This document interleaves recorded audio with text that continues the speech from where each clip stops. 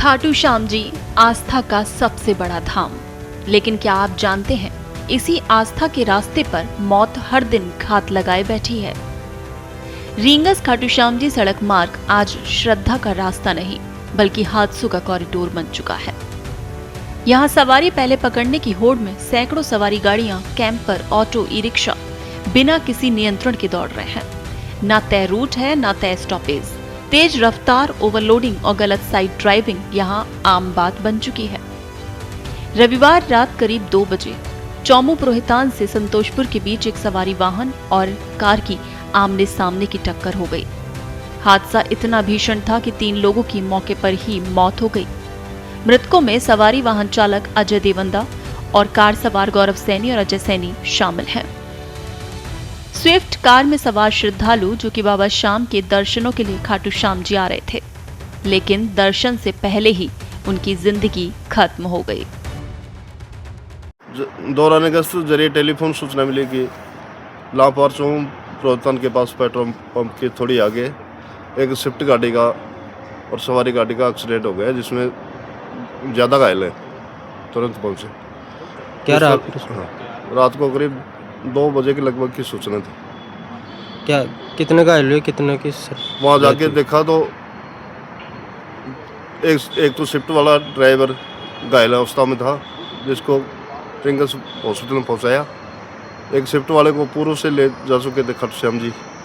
बाद में सूचना मिली कि खाटू श्याम जी से वो स्विफ्ट वाला ड्राइवर था गौरव सैनी, सूरतपुरा का रहने वाला है, मंडावरी थाना का। तो उसकी डेड हो गई। वो हॉस्पिटल में आए तो 3 मजरूब और थे।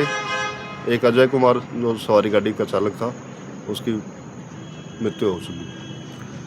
3 जो जयपुर SMS में रेफर करवाए थे, उसमें से अजय सैनी की सूचना हो रही कि वो भी खत्म हो गए। तो टोटल 3 खत्म हो गए सर इस हादसे में? हाँ, 3 हो गए, 2 मजरूब।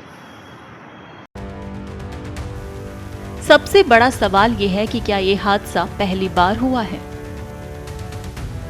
6 साल में 3 दर्जन मौतें। बीते 6 वर्षों में इसी रींगस खाटू मार्ग पर करीब 3 दर्जन श्रद्धालु और वाहन चालक अपनी जान गंवा चुके हैं। पर हादसे के बाद कुछ दिन चालान होते हैं, कुछ दिन चेकिंग और फिर वही सन्नाटा। पदयात्रियों की हालत तो और भी भयावह है।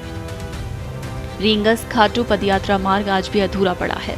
श्रद्धालु तेज रफ्तार वाहनों के बीच जान जोखिम में डालकर चलने को मजबूर हैं।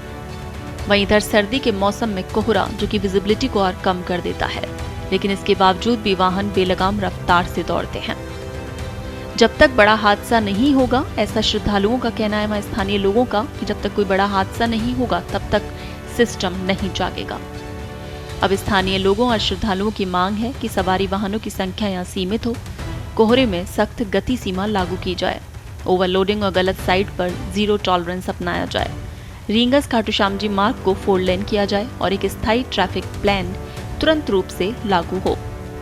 आखिर सवाल यही है, क्या बाबा श्याम के रास्ते पर श्रद्धालुओं की जान की कोई कीमत नहीं? क्योंकि अब सवाल ये नहीं कि हादसा कब होगा, अब सवाल ये है कि अगली बलि किसकी होगी।